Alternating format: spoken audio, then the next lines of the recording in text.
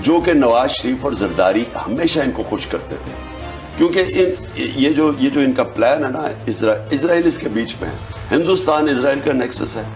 Israel और जो Indian lobby है, जो एपेक है, इजराइल लॉबी और इंडियन, वो इकट्ठा काम करती है अमेरिका में, इसलिए वो उनको खुश करता है। बिजनेस इंटरेस्ट भी नवाज शरीफ के वहाँ है। अगर इस वक्त एस्टेब्लिशमेंट सही फैसले नहीं करेगी, मैं आपको राइटिंग में देता हूँ कि ये भी तबाह होंगे, फौज सबसे पहले तबाह होगी, क्योंकि मुल्क बैंकरप्ट होगा, किधर जाएगा मुल्क। मैं आपको सीक्वेंस बता देता हूँ ना, ये जब से आए हैं रुपया गिर रहा है, स्टॉक मार्केट, चीजें महंगी, डिफॉल्ट की तरफ जा रहा है पाकिस्तान। अगर हम डिफॉल्ट कर जाते हैं इसका मतलब पाकिस्तान बैंकरप्सी की हो जाता। सबसे बड़ा इदारा कौन सा है जो हिट होगा? पाकिस्तानी फौज।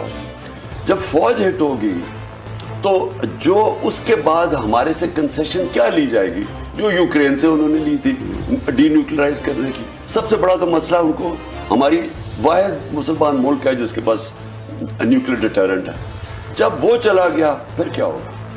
मैं आपको आज कहता हूँ पाकिस्तान के 3 हिस्से होंगे, जो कि आप आम इनके थिंक टैंक्स, हिंदुस्तान के थिंक टैंक्स में देख लें, बाहर जो सारे बलूचिस्तान को लहदा करने के प्लान हैं, इनके प्लान बने हुए हैं।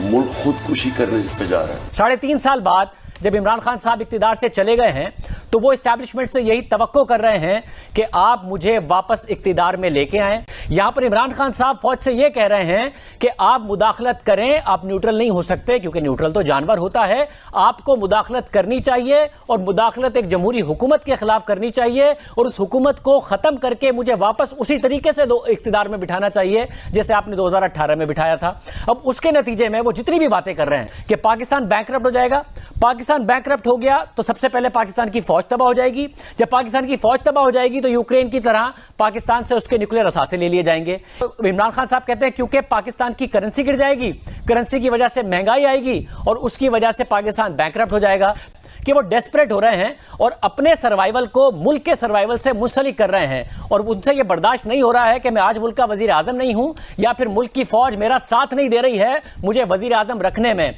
और देखें ये बड़े खतरनाक बयान हैं और ये कोई अच्छे बयान नहीं है जो कि इमरान खान साहब की तरफ से दिए जा रहे हैं। अगर किसी और ने दिए होते तो वो इमरान खान साहब ने उनके ऊपर गद्दारी के फतवे देने थे। रूस के साथ जो पिछली हुकूमत मुआहिदा कर गई थी वो गैस पाइपलाइन आप बिछा नहीं पाए और आप कह रहे हैं कि आप रूस के साथ 30% की जो रियायत थी उस पर मुआहिदा करके आए थे। कौन सा ऐसा मुआहिदा है, कौन सा ऐसा डॉक्यूमेंट मौजूद है? रूस की तरफ से क्यों नहीं कहा जा रहा कि इमरान खान तो हमसे मुआहिदा करके चले गए थे और मौजूदा हुकूमत जो है उसकी पासदारी नहीं कर रही है? फिर कहते हैं कि इंडिया ने रूस के मुआहिदे की वजह से कीमतें कम कर दी हैं जो वो रूस से तेल खरीद रहा है। इंडिया के फाइनेंस मिनिस्टर का बयान मौजूद है कि हमने अपनी सेंट्रल एक्साइज ड्यूटी पे हिट ली है, 1000 अरब रुपए का हम फायदा दे रहे हैं अपनी आवाम को और 1000 अरब रुपए का नुकसान कर रहे हैं अपनी हुकूमत का, यानी पाकिस्तान के 2500 अरब रुपए, जबकि हम ये कीमतों में कमी कर रहे हैं। कमी तो इंडिया ने अभी नहीं की है। उस झूठ पर मबनी बयानिए में वो ना नेशनल इंटरेस्ट का ख्याल कर रहे हैं ना मुल्क की जमहूरियत का ख्याल कर रहे हैं। वो चाहते हैं कि फौज किसी भी तरीके से मुझे इक्तिदार में लेके आए, अगर नहीं लाओगे तो तुम तबाह हो जाओगे, क्योंकि मुल्क तबाह हो जाएगा, क्योंकि रुपया गिर जाएगा, उससे महंगाई आएगी, उससे मुल्क में 3 टुकड़े हो जाएगा और हमारा न्यूक्लियर प्रोग्राम लिया जाएगा। ये जो पूरी की पूरी थ्योरी बना रहे हैं खान साहब अपने सर्वाइवल के लिए, इसका ना माजी में किसी को फायदा हुआ है ना आपको होगा। पहली बात, पाकिस्तान का एटमी प्रोग्राम जिस तरह इन्होंने कहा वो भुट्टो ने शुरू किया, नवाज शरीफ ने एटमी धमाके किए। मेरे ख्याल में इमरान खान साहब को भी उसका अता पता नहीं होगा कि हमारा एटमी प्रोग्राम क्या है। दूसरी बात, पाकिस्तान का जहां तक ताल्लुक है कि पाकिस्तान 3 टुकड़े हो जाएगा, ये इन्होंने पाकिस्तान को किया अपना वो समझा हुआ है कि एक जमान पार्क हो और एक बनी गाला हो और अब एक सीएम हाउस पेशावर हो। कौन देगा आपको पैसा और क्यों देगा पैसा? फिर आपको हमें बात समझनी चाहिए। इमरान खान को क्रिटिसाइज करें आप, इमरान खान ना हो, कोई भी हो इस वक्त मुल्क में, कोई सी हो शख्स आपको ये बात नहीं करेगा कि पाकिस्तान जब कमजोर पड़ जाएगा हम अपने आप को जिंदा रहने के लिए उनके पास मोहताज हो जाएंगे, तो फिर पाकिस्तान से क्या होगा? कि इमरान खान साहब जो हैं वो जो बातें कर रहे हैं, वो जो स्टेटमेंट्स दे रहे हैं, वो सारी ऐसे लग रहा है जैसे कोई पाकिस्तानी नहीं, कोई बाहर का बंदा स्टेटमेंट्स दे रहा है। उन्होंने जो बड़ा क्लियर मैसेज किया है, उन्होंने कहा जी बाल्कनाइजेशन हो सकती है और डीन्यूक्लियराइजेशन हो सकती है। अब बाल्कनाइजेशन मीन्स के टुकड़े हो सकते हैं। यही बात हम पूरी जिंदगी, हम जब से मैं बच्चा था मुझे पॉलिटिक्स का कुछ पता नहीं था, और ये जो पाकिस्तान के immature mediocre so called political class है, یہ ہمیں کبھی کسی چیز سے ڈراتے ہیں, کبھی کسی چیز سے, کبھی اسرائیل سے, کبھی انڈیا سے, ڈرا ڈرا کے انہوں نے پاکستانیوں کو رکھا ہوا ہے, اور کبھی انہوں نے کوئی اچھی بات نہیں بتائی کہ ملک کس جان میں ہے, کس طاقت میں ہے, ہم کیا کر سکتے ہیں, ہماری پوٹینشیل کیا ہے. صرف ڈرائیں گے, ہمیں اقتدار میں لے آؤ. اتنے یہ اقتدار کے بھوکے ہیں کہ ہمیں بس ڈرا رہے ہیں, اور خود جو ہے وہ اپنی پاپولیرٹی کی, the moment they feel that if they will lose popularity they will lose the political relevance, وہ جو ہے وہ ریاست کی, اسٹیٹ کے ٹوٹنے کی باتیں کرتے ہیں. اب یہ کہہ رہے ہیں جی ڈی نیوکلرائزیشن. انہوں نے کہا جی میں, عمران خان صاحب نے کہا کہ درست فیصلے نہ کرو گے تو 3 ٹکڑے ہو جائیں گے. یہ وارننگ دی ہے, اور اسٹیبلشمنٹ کو, فوج کو وارننگ دی ہے.